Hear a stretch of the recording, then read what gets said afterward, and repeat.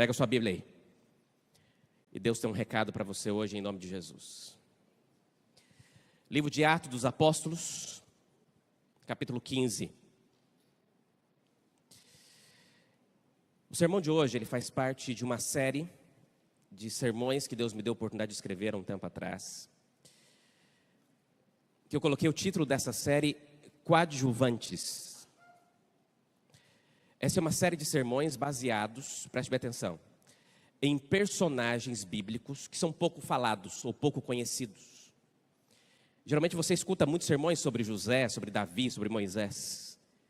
Mas a Bíblia não é feita só desses personagens. A Bíblia é feita também de muitos outros personagens que às vezes não é um protagonista da história, mas ele está ali. E a sua maneira de conseguir conduzir também tem lições importantes para a gente. Positivamente, negativamente, está ali para nos ensinar algo. E a gente vai tentar entender um pouco mais sobre esses personagens aí nos próximos sermões de sábado. Pode ser? E hoje a gente vai aprender sobre um coadjuvante. Eu espero que ele seja bênção para você também. Livro de Atos.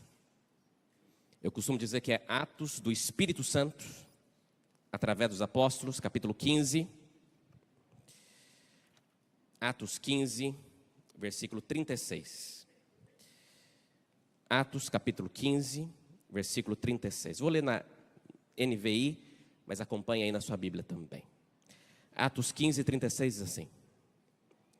Algum tempo depois, Paulo disse a Barnabé: voltemos para visitar os irmãos em todas as cidades, onde pregamos a palavra do Senhor, para ver como estão indo. Barnabé, porém, queria levar João, chamado Marcos. Mas Paulo não achava prudente levá-lo, pois ele, os abandonando na Panfilha, não permanecera com eles no trabalho. Então eles tiveram um desentendimento tão sério. Em algumas versões diz assim, tal desavença. É assim que está assim, não, na sua Bíblia? Eles tiveram tal desavença. E você sabe o que é tal desavença, né? Tal desavença é... ok. E eles tiveram tal desavença que se separaram. E Barnabé, levando consigo Marcos, navegou para Chipre. Mas Paulo escolheu Silas e partiu, encomendando pelos irmãos a graça do Senhor. Passou então pela Síria e pela Cilícia, fortalecendo as igrejas. Amém.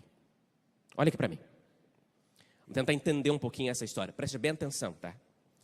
Como é que eu gosto de trazer as mensagens? A gente vai sempre analisar o texto, entender o contexto e tirar as lições. Mas você precisa estar bem ligadinho para você não perder os detalhes, porque essa história é cheia de detalhes legais. Me ajude aqui. Aparecem 4 personagens nessa história. Reconheceram? Vamos lá? Quem são eles? Paulo. Quem mais? Barnabé. Quem mais? Quem? João, chamado Marcos, ou João Marcos. E tem mais um, Silas. Então vamos lá. Paulo, Barnabé, João Marcos, Silas. Desses 4, eu posso dizer que 3 são mais conhecidos. Quem são eles? Paulo, Barnabé e Silas. Tem um menos conhecido. Quem é esse?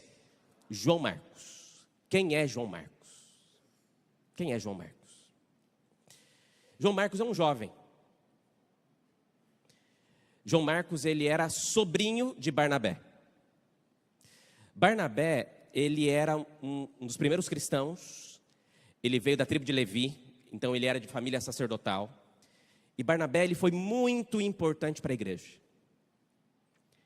E da família de Barnabé, era uma família de oração. A casa de Barnabé e da sua família era uma igreja, onde os cristãos se reuniam. Lembra quando Pedro estava preso? E a igreja orava, lembra dessa cena?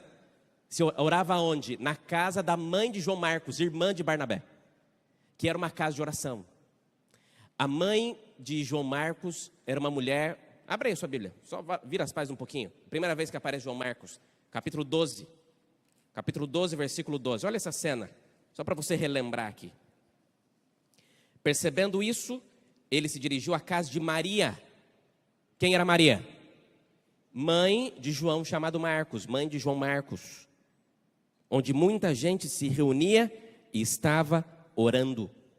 Atos 12, verso 12, mostra que a casa de João Marcos era uma casa de oração, porque ali era a igreja que o povo se reunia naquela época. Então João Marcos, ele cresceu de um ambiente espiritual, onde ele tinha muita vontade de fazer a obra de Deus. Era um homem de Deus.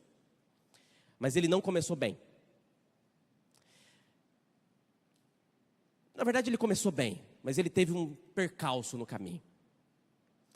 Quem era João Marcos? João Marcos, além de ser sobrinho de Barnabé, além de ser filho de Maria, João Marcos foi o primeiro jovem que escreveu um evangelho. Esse João Marcos é o autor do livro de Marcos, o primeiro livro do Novo Testamento que foi escrito. E sabe o que é mais engraçado? Não sei se para a internet eu posso sair daqui para cá, acho que eu posso, né? O mais engraçado de Marcos, preste bem atenção, olha para mim, é que Marcos não andou com Jesus, Marcos não conheceu Cristo. Mas ele foi o primeiro que escreveu acerca de Jesus, porque ele ouvia os sermões que Pedro pregava. E o Espírito Santo inspirou a mente de João Marcos para que ele escrevesse o livro de Marcos. O livro de Marcos, ele é tão importante que geralmente num país onde o evangelho está chegando, o primeiro livro a ser traduzido para a língua daquele país é o livro de Marcos. Porque ele é pequeno, tem poucos capítulos, e ele é uma base para os outros evangelhos chamados sinóticos, que são os evangelhos de Mateus e de Lucas. Está claro isso aqui, amigos? Vou te dar só mais um detalhe. O livro de Marcos tem 660 versículos. Guardou? De 660 versículos, 600 estão repetidos no livro de Mateus. Você vê a importância do livro de Marcos para a teologia do evangelho. E ele era um jovem que começou a sua jornada ouvindo a sua mãe orar e vendo Pedro pregar de Jesus. E se apaixonou por Jesus a ponto de escrever sobre ele inspirado pelo Espírito Santo. Está claro, né? Mas o que aconteceu lá na briga? Porque teve uma briga entre Paulo e Barnabé. E qual era o motivo da briga? João Marcos. Por que teve essa briga? Teve essa briga porque Paulo com Barnabé, depois que eles voltaram de Antioquia, vou explicar um pouquinho mais sobre isso, eles foram fazer a primeira viagem missionária. Lembra disso? E na primeira viagem missionária de Paulo, quem foi? Paulo, Barnabé e João Marcos. O sobrinho foi junto. Só que olha o que diz o capítulo 13, versículo 13. Olha aí, guarda comigo o texto. Vai ficar claro para você porque que nós estamos entendendo essa história. Atos 13, versículo 13, assim. De Pafos, Paulo e seus companheiros navegaram para Perge na Panfilha. Mas João fez o quê? Os deixou ali e voltou para onde? Voltar para Jerusalém significava que ele fez o quê? Voltou para casa. Desistiu. Desertou. Sabe o que eu fico imaginando aqui? É porque assim, ó, as viagens missionárias não era fácil. Paulo e Barnabé eram boa companhia, mas não era fácil ser companhia dele, porque Paulo pregava na praça, prendiam Paulo, levava Paulo para a cadeia, Paulo apanhava, e aí soltava Paulo, ele voltava a pregar de novo, não era assim? Então eu acho, entre nós aqui, que João estava um dia ouvindo Paulo pregar, e Paulo falou assim, eu vou para uma viagem missionária. E o que Paulo falou? Eu vou também. O que João Marcos falou? Eu vou também. Só que chegou da viagem e descobriu que nem tudo são flores. De que às vezes você escuta algo e fala, pode deixar que eu vou viver isso, mas chega na hora, sei lá, dá saudade da mãe, fica com medo, e ele voltou para casa. É aquele momento que você fala assim, não dei conta. Sabe aquele momento, não dei conta? Foi o que João Marcos fez. Ele era jovem. E ele volta. Só que quando chega agora no capítulo 15, eu estou no capítulo 13, certo? Quando chega no capítulo 15, Paulo e Barnabé tomam uma decisão. Qual a decisão que eles tomam? Nós vamos voltar para fazer e visitar as igrejas que nós abrimos. Então eles estão começando o que é chamado de segunda viagem missionária. Está claro? Marca o encontro, vamos para o porto pegar um navio para poder ir para a segunda viagem missionária. Quem está? Paulo, com a sua malinha. Chega Barnabé com a sua malinha. E do lado de Barnabé, quem está junto? João Marcos. E o que Barnabé fala? Vai com a gente. E o que Paulo fala? Vai não. Por que Paulo não quis levar João Marcos? Por quê? Porque ele já foi. E agora, e não deu certo, sabe? Então assim, eu não julgo Paulo, vou ser bem sincero. Porque imagina, você é empresário. Aí você contrata um funcionário para uma função muito importante. Está começando a sua empresa, você precisa de alguém para ser o seu gestor. Ele começa a trabalhar com você, no primeiro problema da empresa, ele pede demissão e vai embora. Aí passa 6 meses, você abre a vaga de novo para a mesma empresa, e a pessoa que vai lá pedir, entregar o currículo é quem? A pessoa que já foi e que desistiu. Você contrata? Sendo bem sincero, você contrata? Só se for. Se não tiver jeito mesmo. Mas foi isso que aconteceu com João Marcos. João Marcos está ali. E agora, Paulo e Barnabé falam assim, olha, Barnabé fala, eu vou levar ele. É meu sobrinho, é jovem, eu vou levar. E Paulo fala, não vai não. E aí chega um ponto que a desavença é tão grande, que um meio que fala para o outro assim, ou eu, ou ele. Barnabé fala para Paulo, ou ele vai com a gente, ou eu não vou com você. E Paulo fala, então você não vai. E Paulo vai com Silas. E Barnabé, diz o texto, você leu o texto lá? Barnabé viaja com João Marcos para onde? Para Chipre. Onde era Chipre? A terra de Barnabé. Era Barnabé de Chipre. O que Barnabé faz? Volta para casa. Paulo demitiu Barnabé. Por causa do João Marcos. E você fala, pastor, mas que coisa, né? O que está acontecendo aqui? Por que chegou nesse ponto assim? Preste bem atenção, deixa eu ver se... tentar explicar melhor. Barnabé foi a primeira pessoa que acreditou em Paulo. Você lembra que Paulo se converteu? Você lembra que quando Deus apareceu lá, o servo de Deus não quis nem ir visitar Paulo, com medo. E aí Paulo fica 3 anos no deserto, lendo sobre Cristo, aprendendo sobre Cristo. 3 anos depois, Paulo volta para Jerusalém. Quando ele chega, somente uma pessoa acredita nele. Quem? Barnabé. Barnabé encontra com Paulo. Paulo, eu estou aqui convertido. Eu quero me unir aos cristãos. E os cristãos fugindo de Paulo, com medo de Paulo. E aí Barnabé fala, não, vamos comigo. E aí vai Barnabé nos esconderijos dos cristãos com Paulo. Barnabé chega, bate na porta. Pedro abre a portinha da porta. Senha. Barnabé dá senha. Contra-senha. Então é você mesmo, abre a porta. Na hora que abre a Paula está Barnabé, a porta está Barnabé e fecha a porta. Porque Paulo, quem era Paulo? Saulo, que era o perseguidor dos cristãos, que era a pessoa que matava crente. Agora está Barnabé e Paulo do lado, crente fugindo pela janela. De medo daquilo que estava acontecendo. Mas aí Barnabé fala, gente, tranquilo. Ele converteu, ele é meu irmão, é seu irmão. Mas o povo falou assim, vai que não converteu nada. Como é que eu vou colocar o cara que matava a gente dentro da nossa casa? Não pode.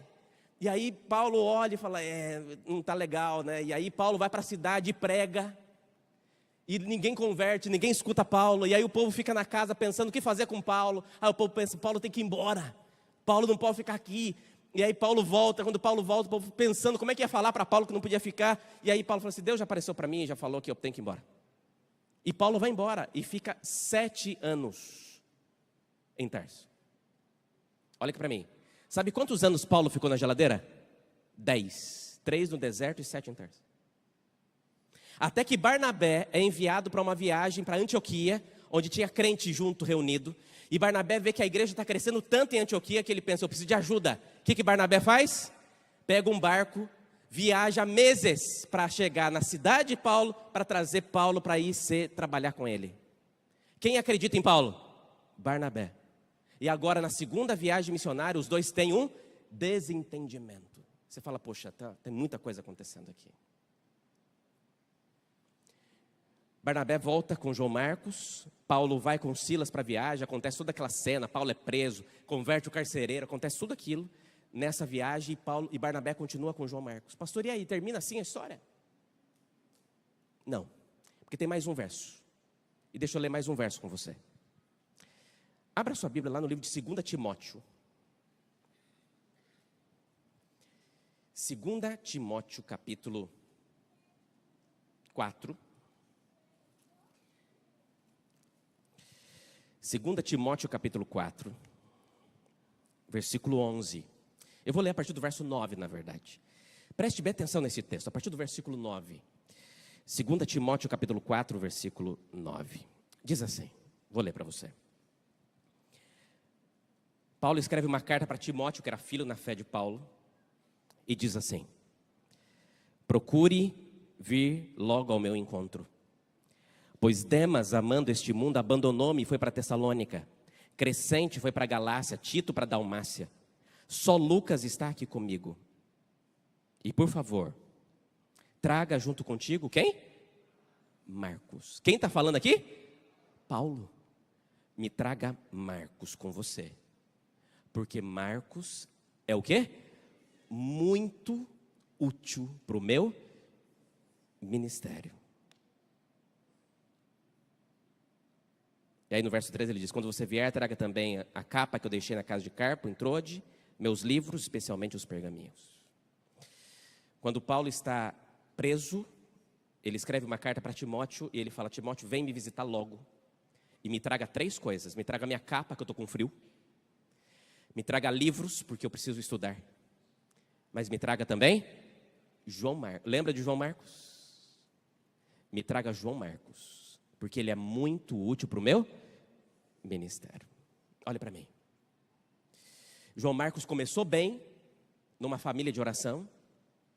Teve um dia mau na sua desistência, mas ele terminou bem, sendo muito útil para o ministério de Paulo.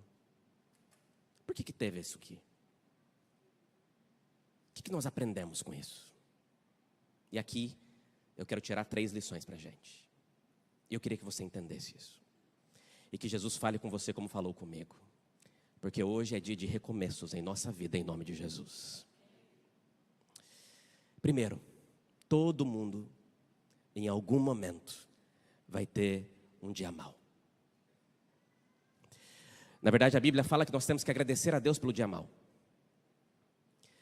Na verdade, o texto bíblico nos ensina que vai ter momentos em que a nossa vida vai passar por um ponto de virada.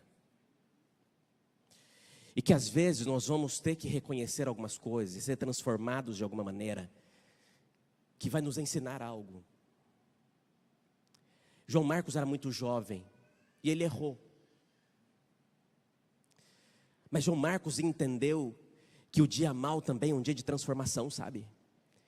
Que o dia mau também é um dia de mudar de vida. Eu fiz uma listinha aqui de dias maus. Dias maus que você pode estar enfrentando. Qual é o dia mau, pastor? Eu vou falar para você. O dia mau pode ser o dia em que o seu sonho ruiu. O dia mau pode ser o dia em que o seu castelo desmoronou, que você sonhou tanto, mas os seus sonhos ruíram. No dia em que você viu aquilo que você sonhou a vida inteira dar errado. Aquilo que você custou a vida inteira sonhando, imaginando, idealizando. Daqui a pouco você olha e vê aquele sonho indo por ralo abaixo. E esse momento você parece que tem que acordar para uma realidade de que aquilo que era sonho não virou realidade. E que agora a realidade é outra. O dia mau pode ser o dia em que você admite que aquilo que você investiu não deu certo. E às vezes você investe, não é só dinheiro. Às vezes você investe a tua vida. Você investe o teu coração. Aquilo que você investiu de maneira emocional, de maneira social, afetiva. E você percebeu que você perdeu tudo. O que fazer quando isso acontece? O que fazer quando chega nesse ponto? Sabe outro dia mau? O dia em que você tem que reconhecer, e isso é muito difícil. O dia que você tem que reconhecer que tomou uma decisão errada. Porque quando você toma uma decisão errada, muitas vezes você demora para entender que tomou uma decisão errada. Ou não quer entender. Ah, eu mudei de cidade, foi uma decisão errada. Ah, eu mudei de emprego, eu estava no emprego há anos. Mas surgiu uma oportunidade para uma aventura. E aí você falou assim, eu vou sair para uma aventura. E aí você olha agora e deu tudo errado. E a empresa quebrou. E aí você tem que reconhecer, eu tomei uma decisão errada. Sabe o que mais que é um dia mau? Um dia em que você constatou que não deu conta. Que foi o que João Marcos teve. Ele saiu para uma viagem para ser missionário e descobriu no meio da viagem que aquilo não era para ele, que o dom dele era outra coisa. E ele decide ir embora. E o dia é difícil, é o dia que você tem que olhar para as pessoas que estão com você e falar assim, eu não dou conta, eu preciso recomeçar, eu vou ter que voltar lá. E é difícil quando isso acontece, é ou não é? Que vem mais um dia mau? O dia que você comete um pecado. que ele é bonito aos seus olhos e você olha e fala assim, ninguém vai descobrir. Ou então que o diabo apresenta aquela tentação que parece tão linda, mas depois que você cai, ele vem te dar uma rasteira e vem no seu ouvido falar que você não presta, que você nunca será perdoado, que você não será aceito por Deus. Um dia em que você reconhece que você de fato é um lixo pecador. E isso é muito difícil.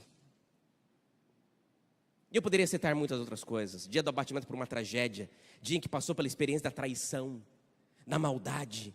Dia da falência múltipla. Dia em que você admite que está escravizado pelo vício. Dia que você reconhece que foi abusado. Dia em que você chega no fundo do poço. São dias que você não quer lembrar. São dias que você fala assim, eu não queria que esse dia acontecesse, mas ele aconteceu. E você tem duas decisões quando dias assim acontecem. Existem duas coisas, igreja, que você pode fazer quando dias como esse acontecem na sua vida. Uma é desistir, se afundar ainda mais e achar que o dia mau representa a tua história. Uma das decisões é você olhar para aquilo que está acontecendo e pensar, eu cheguei no fundo do poço e daqui não tem solução. Daqui não tem mais vida, acabou para mim, eu desisto. Ou a segunda opção, é no dia mais difícil da tua vida, olha para mim. No dia em que você tem que reconhecer algumas coisas que você não gostaria.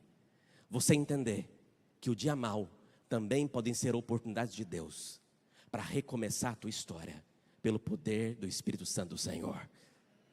O que você faz no dia mau? João Marcos enfrentou o dia mau. Mas ele entendeu que você não é o reflexo desse dia.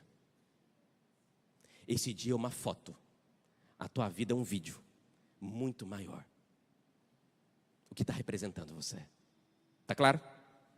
Sim ou não? Segunda lição. Olha para mim.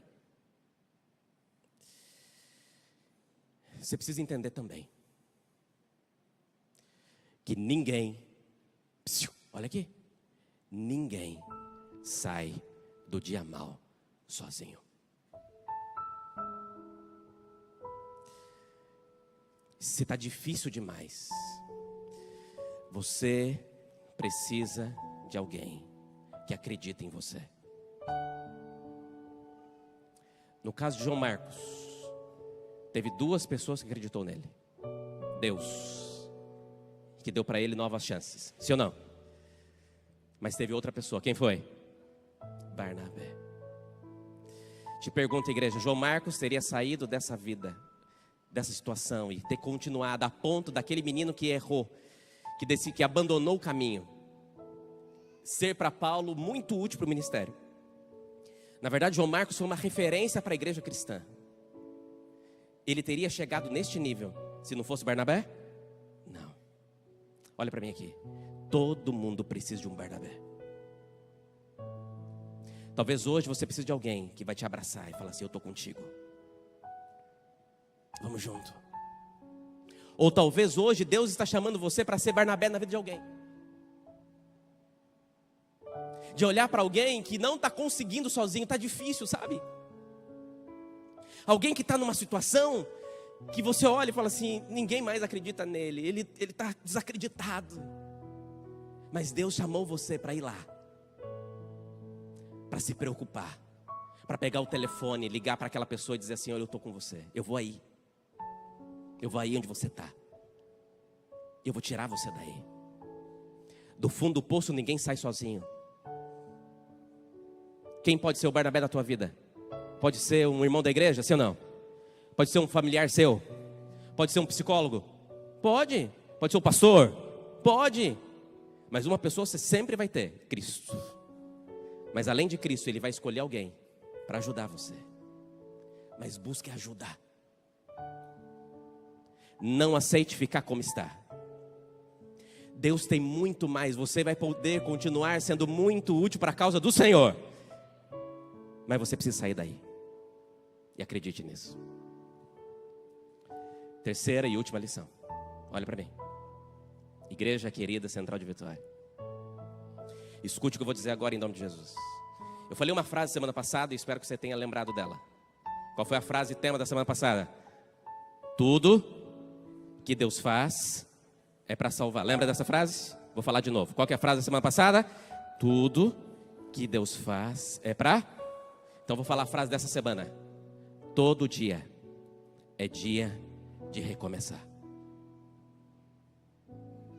Você está vivo? Você está vivo, irmão? Está vivo, sim ou não? Então recomeça. Acabou não. Ah, mas estão dizendo, pastor, que não tem mais jeito. Não acabou. Você tem Deus. E Deus vai mandar anjo para a tua vida. Você da galeria, não acabou não. Deus está contigo. Você vai recomeçar em nome de Jesus. Só não desiste, tá? Continua. Continua a caminhada. Continua buscando. Uma última história rápida. Há uns 10 anos atrás, eu estava fazendo uma semana de oração jovem numa igreja lá no interior de São Paulo, em Hortolândia. E a semana jovem me marcou muito. Eu era solteiro na época ainda. E eu lembro que eu estava pregando. Quando foi, acho que na quinta ou na sexta-feira, não lembro. Eu vi que um senhor entrou, sentou no último banco da igreja. E eu pregava, e tudo que eu falava, ele chorava lá. E isso me marcou. E eu olhava para ele, e ele olhava para mim e chorava. E eu pregava, e eu lembro que eu fiz um sermão sobre Jacó. Um sermão que eu falo que o sol da justiça ainda pode brilhar na tua vida. E eu não vou pregar esse sermão aqui, mas eu lembro que ele ficou muito emocionado. No final do culto, eu fui cumprimentar, e ele falou: pastor, eu poderia conversar com você? Eu falei: pode. E eu lembro que eu conversei com ele, depois eu pedi autorização para contar a história dele, ele me autorizou. Aquele rapaz, aquele senhor, não era crente. Ele estava casado há 25 anos, tinha 2 filhos lindos, bem sucedido, um bom empresário. Mas nessas perspectivas da vida, ele acabou se envolvendo com outra pessoa virtualmente. Na época do Facebook estava em alta, ele começou a conversar com outra pessoa pela internet. Ele nunca viu a pessoa, diz ele que nunca se encontrou com ela pessoalmente, mas começou a conversar com ela pela 25 anos de casado. Um dia ele saiu para trabalhar e deixou o computador ligado com o Facebook aberto. A esposa foi mexer, encontrou o Facebook e viu as mensagens dele. Quando ele chegou em casa à noite, as roupas dele estavam na rua, literalmente. Ele não estava entendendo, bateu a palma, a esposa atendeu e falou assim: a partir de hoje você não é meu marido mais. Vai ficar com ela. Nós não queremos saber de você. E ele chorou, reclamou, pediu para conversar, mas ela não quis. E ele pegou a malinha dele, as roupas da rua, botou na mala, botou no carro. E foi para o boteco beber. Sentou no bar para beber. E o bêbado que estava sentado na mesa, que já estava ali há um tempo, alcoolizado, falou: o que está acontecendo, rapaz? Você está batido? O que foi? E ele, chorando, contou o que aconteceu. Sabe o que aquele bêbado falou? Olha isso. Aquele bêbado falou para ele assim: olha, desculpa, mas se você quer a solução do seu problema, você está no lugar errado. Não é aqui que você vai resolver. O bêbado falou para ele: você tem que ir para uma igreja. Ele falou: que igreja? Eu não gosto de igreja. Falei: vai para a igreja. Que igreja? Ele falou assim: eu estava vindo para cá e eu passei, tem uma igreja ali no final da rua que está aberta. Vai lá na igreja. E o cara falou: como é que eu vou fazer? O que eu vou fazer? Eu nunca fui na igreja. Eu falei: vai na igreja. E ele pegou e foi. Pegou o carrinho dele, parou, igreja aberta, semana de oração. Sentou no fundo do culto, começou a ouvir a mensagem. E chorava. E eu fiquei ali depois umas 2 horas conversando com ele, e a gente pensando em alternativas e tal, e orei com ele. No sábado eu preguei o último sermão, ele foi na igreja, escutou o sermão, ele lembrou que quando ele era criança ele tinha sido desbravador. E aquilo marcou a vida dele, e ele cresceu, e eu orava por ele, e depois eu perdi o contato dele. Quando foi uns 5 anos atrás, eu já casado e tal, eu fui com a minha esposa na mesma igreja pregar num sábado de manhã. Comecei o sermão, e quando eu entrei para pregar, quando eu estou olhando para a igreja, quando eu vejo no meio da igreja, quem estava sentado? Ele, chorando de novo, emocionado. Preguei, no final do sermão ele foi lá atrás de mim.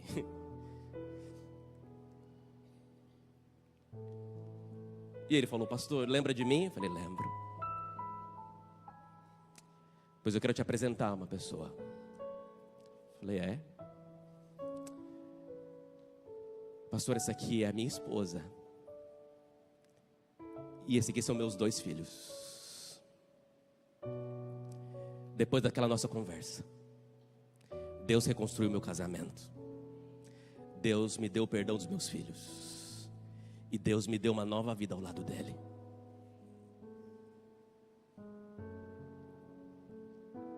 Por causa de um bêbado na mesa do bar, que mandou ele para a igreja.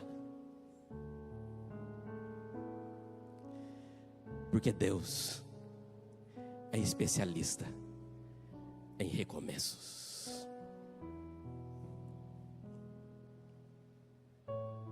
Igreja querida, todo dia é dia de recomeçar. Você tem que recomeçar. Hoje um jovem vai recomeçar. Você vai ouvir uma mensagem musical agora, instrumental.